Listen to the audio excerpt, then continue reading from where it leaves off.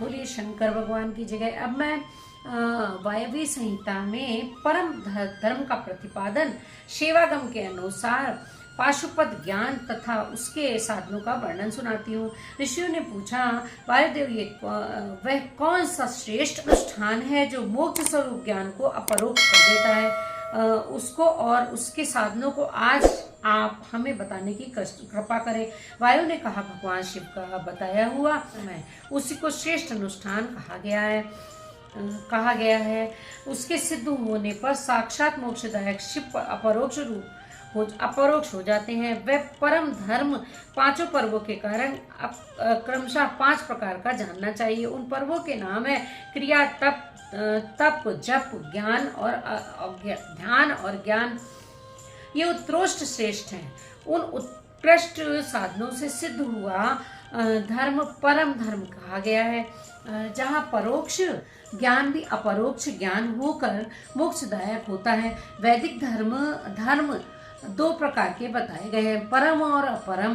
धर्म शब्द से प्रतिपाद्य अर्थ में हमारे लिए श्रुति ही प्रमाण है।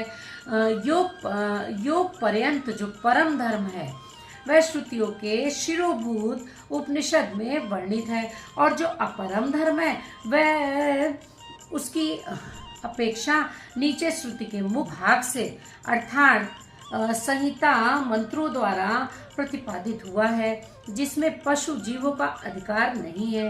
वे वेदांत वर्णित धर्म परम धर्म माना गया है। उससे भिन्न जो यज्ञ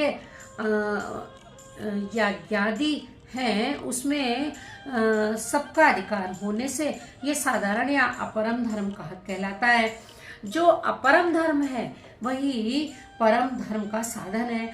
धर्म शास्त्र आदि के द्वारा उसका सम्यक रूप से विस्तार पूर्वक सांगोपांग निरूपण हुआ है। भगवान शिव के द्वारा प्रतिपादित जो परम धर्म है उसी का नाम श्रेष्ठ अनुष्ठान है। इतिहास और पुराणों द्वारा उसका किसी प्रकार विस्तार हुआ है, परंतु शैव शास्त्रों द्वारा उसके विस्तार का सांगोपांग निरूपण किया गया है। वहीं उसके स्वरूप का सम्यक रूप से प्रतिपादन हुआ है। साथ ही उसके संस्कार और अधिकार भी सम्यक रूप से विस्तार बताए गए हैं। शैव आगमन के 2 भेद हैं, श्रौत और अश्रौत। जो श्रुति के सार तत्व से उत्पन्न है वह श्रौत है, और जो परतंत्र है वह अश्रौत माना गया है।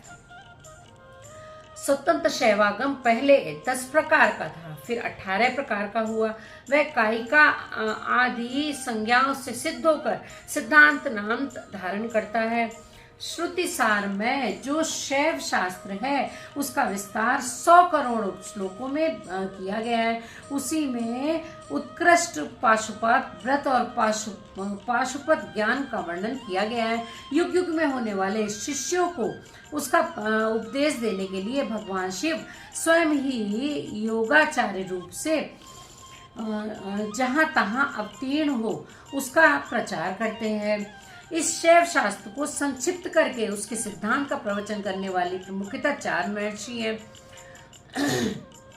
उरु, दधीच, अगस्त्य और महाशय उपमन्यु। उन्हें संहिताओं का प्रवर्तक पाशुपात जानना चाहिए। उनकी संतान परंपरा में सैकड़ों हजारों गुरुजन हो चुके हैं। पाशुपत सिद्धांत में जो परम धर्म बताया गया है वह चर्या आदि 4 पादों के कारण 4 प्रकार का माना गया है। उन चारों में जो पाशुपत योग है वह दृढ़ता पूर्वक शिव का साक्षात्कार कराने वाला है। इसलिए पाशुपात योग ही श्रेष्ठ अनुष्ठान माना गया है। उसमें वे भी ब्रह्मा जी ने जो उपाय बताया है उसका वर्णन किया जाता है। भगवान शिव के द्वारा परिकल्पित जो नामाष्टक में योग है उसके द्वारा सहसा शैवी प्रज्ञा का उदय होता है। उस प्रज्ञा द्वारा पुरुष शीघ्र ही सुस्थित परम ज्ञान को प्राप्त कर लेता है। जिसके हृदय में वह ज्ञान प्रतिष्ठित हो जाता है उसके ऊपर भगवान शिव प्रसन्न हो जाते हैं। उनके कृपा प्रसाद से वह परम योग सिद्ध होता है, जो शिव का अपरोक्ष दर्शन कराता है। शिव के अपरोक्ष ज्ञान से संसार बंधन का कारण दूर हो जाता है। इस प्रकार संसार से मुक्त हुआ पुरुष शिव के समान हो जाता है। ये ब्रह्मा जी का बताया हुआ उपाय है, उसी का सम्यक वर्णन करते हैं। शिव, महेश्वर, रुद्र, विष्णु, पितामह, संसार वैद्य, सर्वत्र परमात्मा, ये मुख्यतः 8 धाम है। ये 8 मुख्य धाम शिव के प्रतिपादक है। इनमें से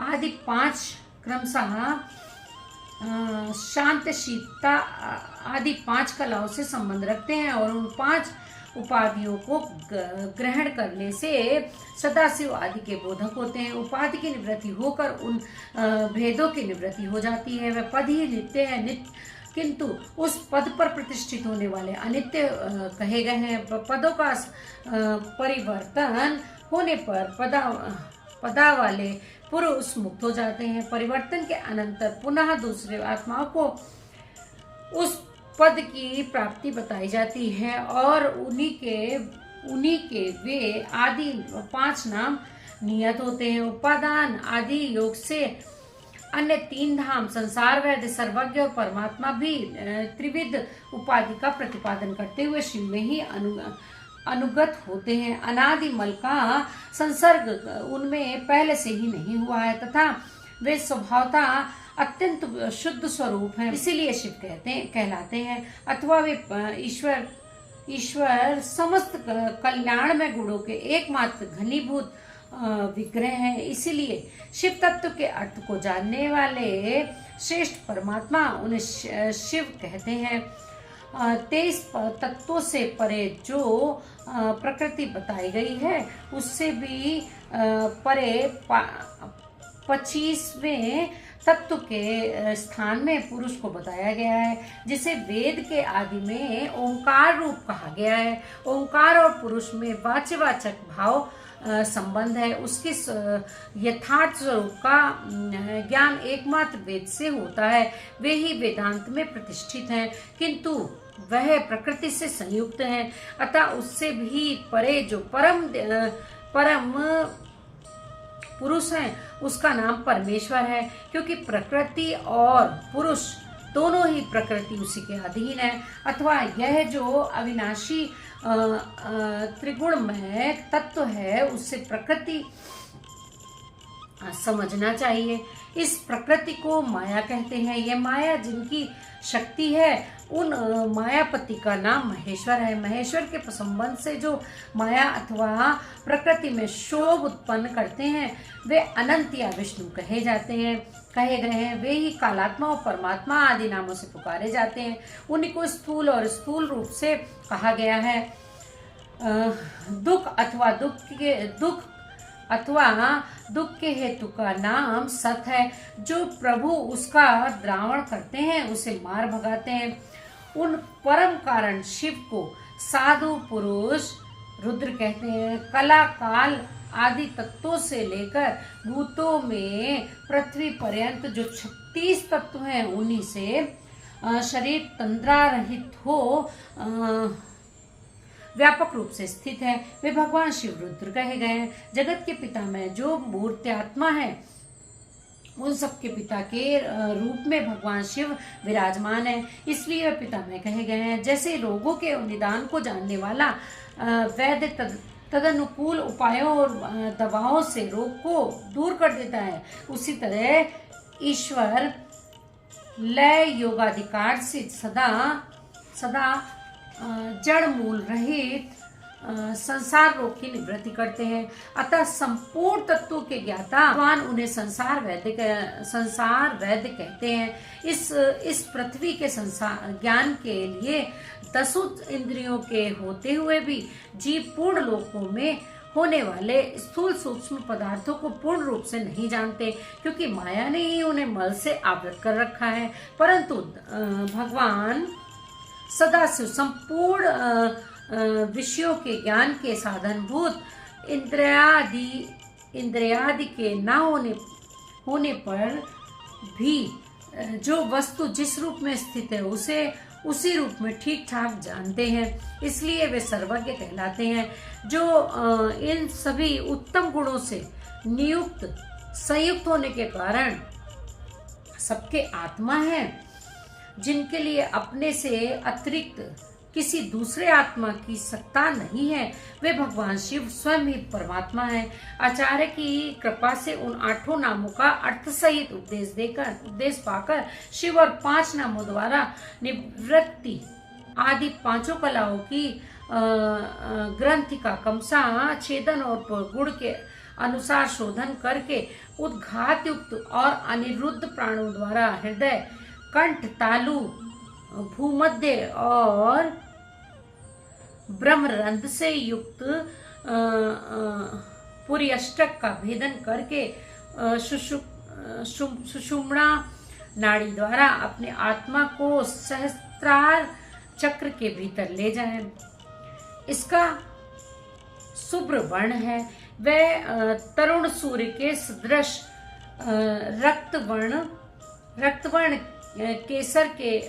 केसर के द्वारा रंजित और अधोमुख है। उसके 50 तलों में स्थित आ से लेकर श तक सबिंदु अक्षर कणिका के बीच में गोलाकार चंद्रमंडल है। यह चंद्रमंडल छत्राकार में स्थित है। उसने एक ऊर्ध्वमुख 12 दल कमल को आवृत कर रखा है। उस कमल की कणिका में विद्युत सदस्य अर्थादि त्रिकोण यंत्र है। उस यंत्र के चारों ओर क्षुधा सागर होने के कारण यह मणिद्वीप के आकार का हो गया है। उस द्वीप के मध्य भाग में मणिपीठ है। उसके बीच में नाद बिंदु के सुंदर हंस पीठ है। उस पर परम शिव विराजमान है।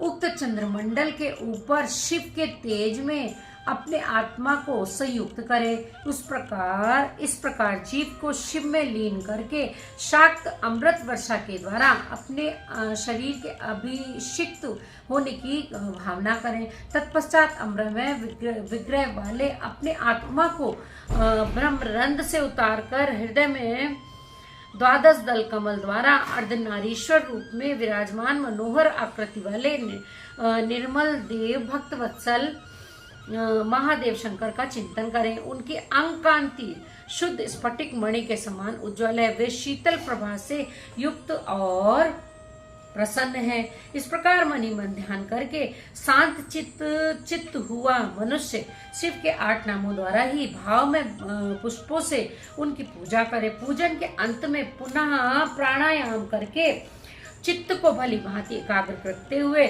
शिव नामाष्टक का जप करे। फिर भावना द्वारा नाभि में 8 आहुतियों का हवन करके पूर्णाहुति तथा नमस्कार पूर्वक 8 फूल चढ़ाकर अंतिम अर्चना पूरी करके चुल्लू में लिए हुए जल की भांति अपने आप को शिव के चरणों में समर्पित कर दे। इस प्रकार करने से शीघ्र ही मंगल में पाशुपात ज्ञान की प्राप्ति हो जाती है और साधक उस ज्ञान की सुस्थिरता पा लेता है। साथ ही वह परमोत्तम